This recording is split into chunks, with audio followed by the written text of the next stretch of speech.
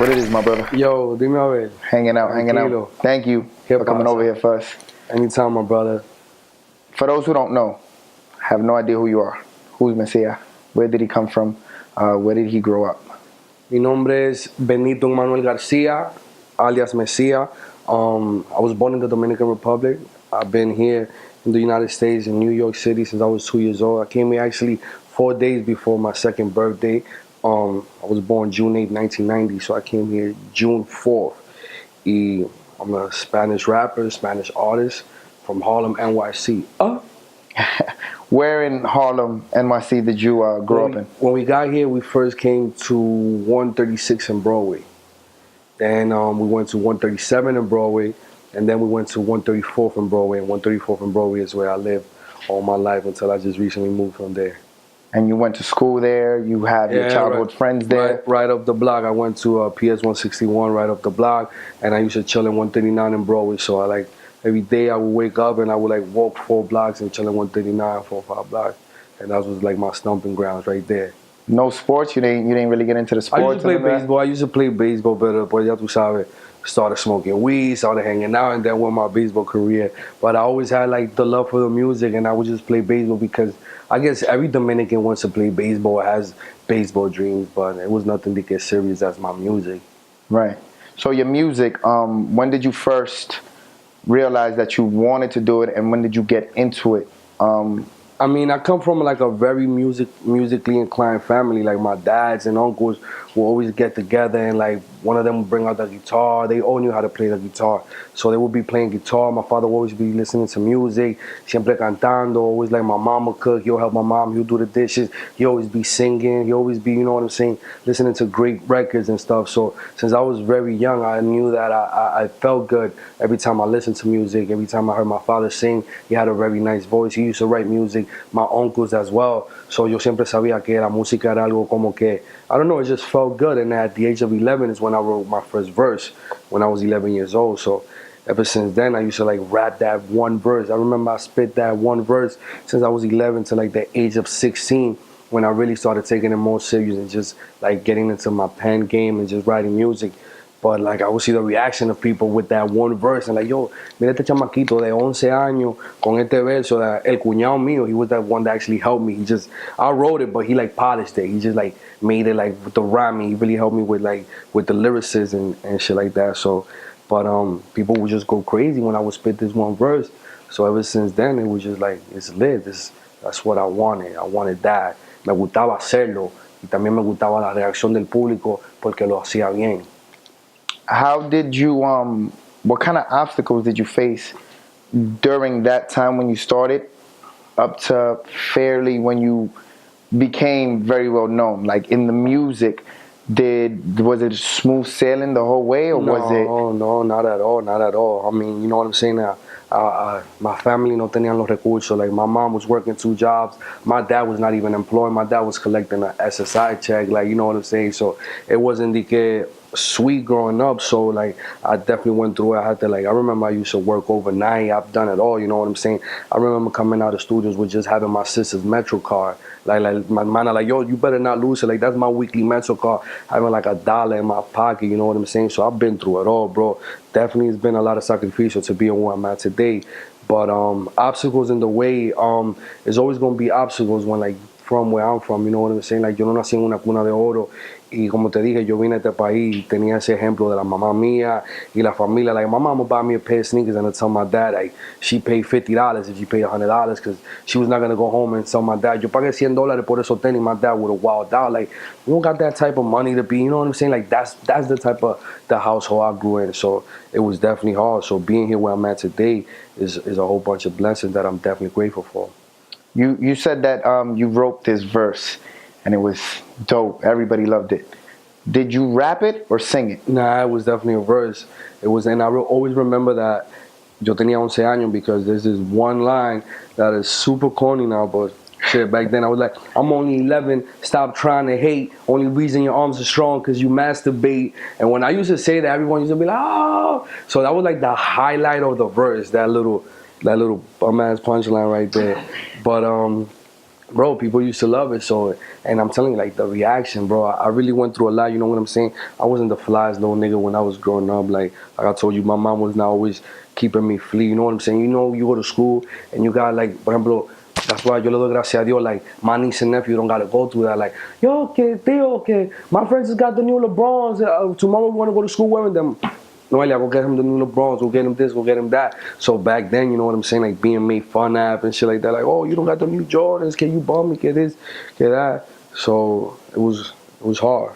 Did you pick up singing from your father, or did you pick it up after you saw that you could sing and rap at the same time No, during your career? definitely like your boy see at least like from the age of 6, 7, I was already trying to get bust some notes and start singing and shit like that. So like what made me want to do it more was cuando ya yo veía que por ejemplo en la escuela like I was not the popular kid, but whenever I would sing, I would be the popular kid. Whenever I would sing, like girls, I would try to holler at girls on some like boyfriend shit, and they would dub my shit. But whenever I would sing to them, they'll fuck with me like, oh, sing this song and sing that Zion Lennox song. Y canta Acércate Bandida. So that was like my way.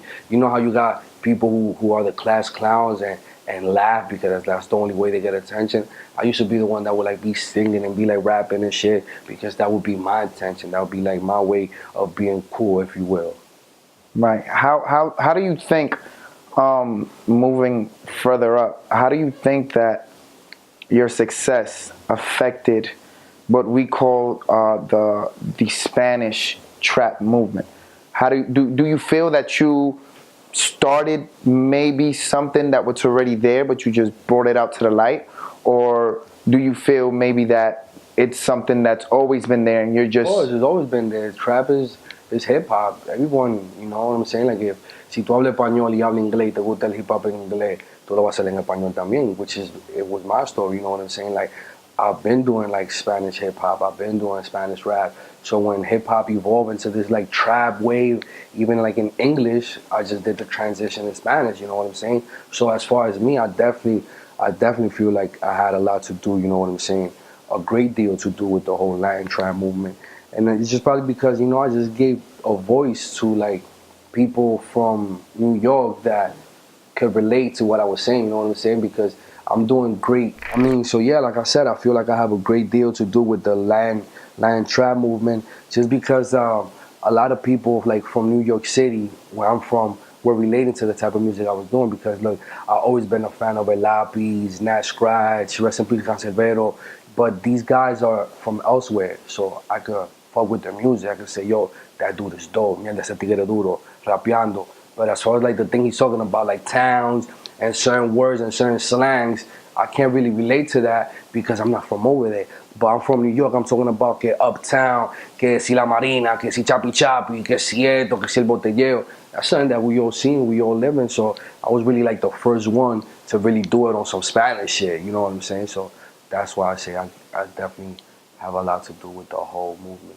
how do you feel being, famous in, or can I say, being famous and coming out of New York as, a talented artist? Because you're from New York, so you want to make it where you're from. Mm-hmm. So how do you feel getting that recognition from your hometown and uptown or Harlem, wherever it is that you feel that you have your Bro, it's heart like at? you made it, bro. And New York, if you made it in New York, you know you really made it.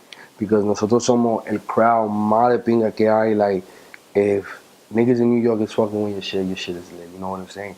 Because you literally stand on the stage in New York and it'll be crickets. Because New Yorkers, nosotros toditos somos artistas.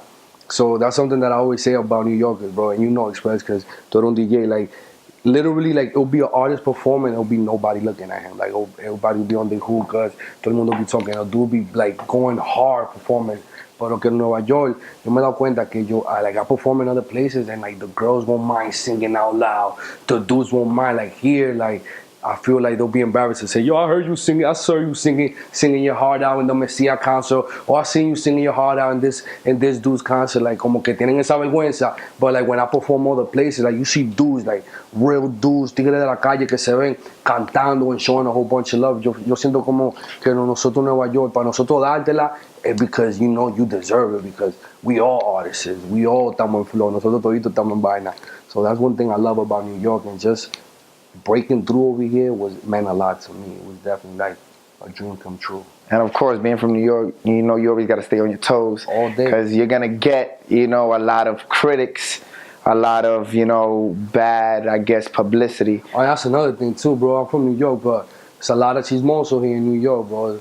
Really chismoso in my uptown, you know what I'm saying? But niggas is always going to talk regardless, bro. So at the end of the day, like, it is what it is, you know what I'm saying? That's something that just not artists is, bro. Like, if you're doing good in any walk of life, you know what I'm saying? There's going to be that one hater, that one person that was in your shoes. So, si tú le paras eso, al final, dime. How do you deal with that, though? Because certain people deal with things differently. Do you write music to it? Do you engage in it? Do you just let it be there and not Now even I'm pay no starting to mind let to it be, because I really wanted to start engaging in a lot of shit, bro. Because I'm the type of person that if you tell me something, I'm gonna have a reaction to it, regardless that I'm an artist. Because before an artist, I'm a man. You know what I'm saying? So you're just not gonna disrespect me, and I'm gonna just jacket porque yo soy un artista. ¿Tú me entiendes? So I really had to go through a lot of that. A lot of people telling me like, yo, you can't really reply back. And it's not like people really think like a veces when I used to engage in it, people would tell me like, oh, no le des mente. Yo no le estoy dando mente, sinceramente, en el sentido que it's not like I'm really in my crib, like that one comment really messed up my day if I roll back to it. No, because I'm in my crib, bro. A mí no me cuesta nada. Literalmente estar en mi casa and be like, fuck out of here, you know, because that's what shit that I would really do back then, you know what I'm saying? So now I'm an artist and now I can't do it because se ve feo. It looks unprofessional, you know what I'm saying? It's not good for your image as an artist to really go out there and tell me, fuck out of here, suck my dick. You know what I'm saying? To somebody that's what you really want to say to them at the end of the day. But now you can't do it because tú eres un artista y se ve feo. So I had to really change a lot of that. You know what I'm saying? Just, you know what? At the end of the day, it is what it is.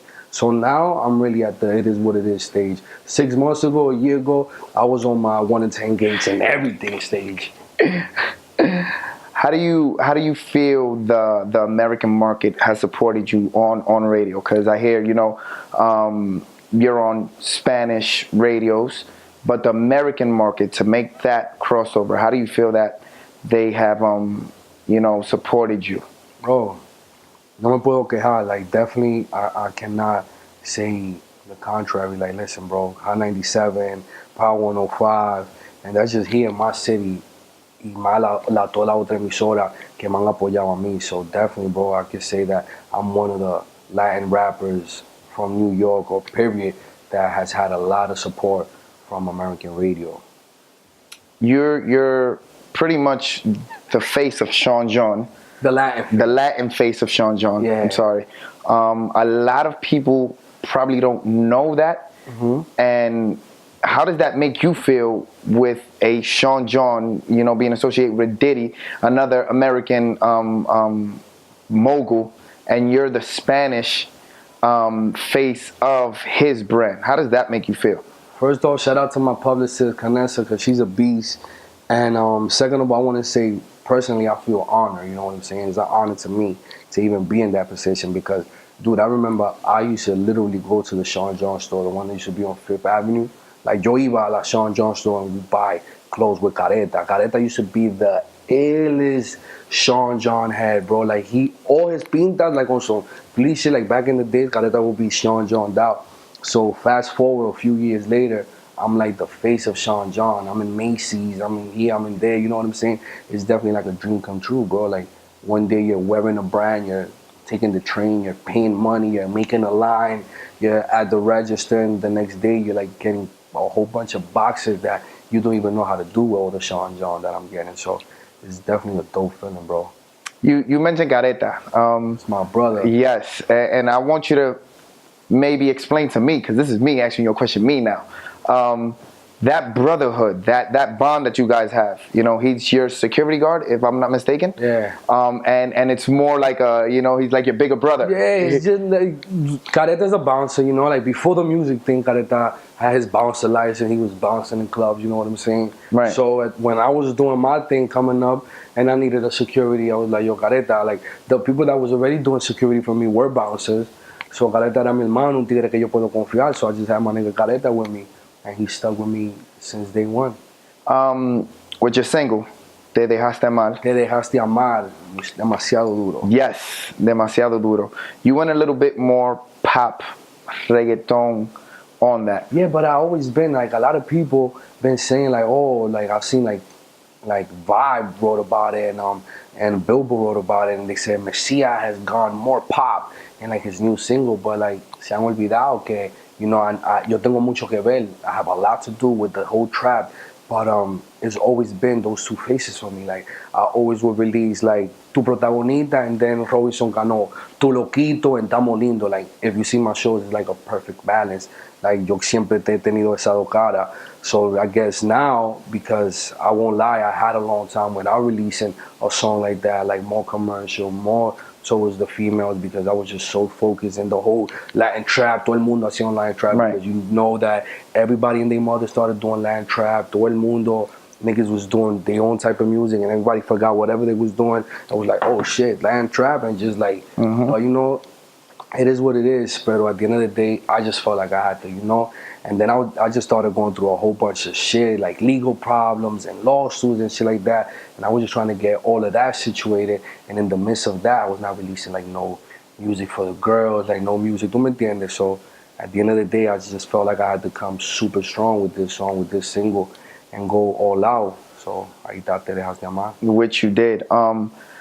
That song, it's being spoken about being made into salsa, or trying to be made into salsa. For sure. There's people that want to do it. I believe que ya le hicieron un merengue, if I'm not mistaken. Chiqui told me that he heard it the other day. We're really trying to find out who did it. Not that it is a problem to me. Like, I could care less. Yo soy el rey de los Spanish remix. Anybody that want to do a remix of one of my songs, bro, please.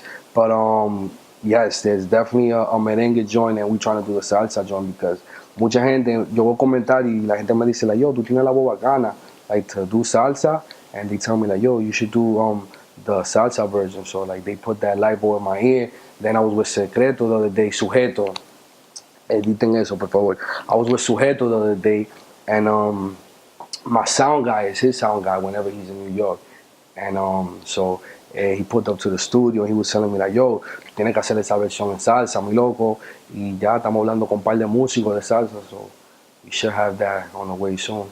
Dope. Pa ya finalizar, to finish off, you're an artist. You always say that you're an artist, that you're not considered a rapper. Un artista. What is your preference though? Because I know you have to have a preference. Is it more of the rapping, or is it more the singing? Not saying that you're doing one better than the other, just that me personally, I'm gonna give you a personal opinion. Love this new single. Love Tu Protagonista. Loved your raps. But I think, me personally, I feel like your voice, I think, needs to be heard more singing. So that's why I'm saying I like you better as, not saying that you're not a fire rapper. You understand what I'm saying? So that's why I want to get your opinion on how you feel about that. Well, listen, like I said, and I swear to everything I love, like this is exactly how I feel. I really can't really pick one, bro. Te lo juro que no. Like, to me, it's so second nature, both of them, because, like I said, the first song I've ever wrote, verse, was a hip-hop, was a rap. And then, like, I will always be singing. Siempre yo cantaba, el papá mío siempre cantaba, and everyone tells me I really have a nice voice. So to me, they both, you know what I'm saying? Like, and cuando yo estoy en el estudio, like, a veces, like, I'll sing some in a place that I shouldn't sing, and then they'll be like, no, you should rap this. So hasta cuando yo estoy trabajando, la gente me dice, porque yo quiero cantar y quiero rapear y quiero hacer este coro cantado, or this little bridge, you know what I'm saying, little rap. So it's always just there, bro. It's literally, I can't really sit here because I feel like it would be, like, I'll throw shade on my rap, and if I were to say I just like singing, it'll be like a disrespect to my singing if I were to say I want to just rap more, you know what I'm saying? So it's safe to say, like you've always said, I'm an artist. Yeah, bro. And it just feels good to just do music. Whether it's singing, whether it's rapping, whether it's me just fucking my nigga Exclusive throwing on the beat right now, and I just fucking hum that shit out the whole way, bro. Just doing music, manito. Es lo que a mí me gusta, and that's just my passion, bro. I dig. Messia, appreciate your time. Bro. Appreciate it, my brother. Thank you for coming here. Sure, bro. You're more than welcome. We should do this maybe Nice. another time later on when you get the Grammy and all this other stuff. Just come you back over already here know, just so we man. can talk about that. For sure, for sure. Thank you, my brother. Ya tú sabes, mi manito. Ay.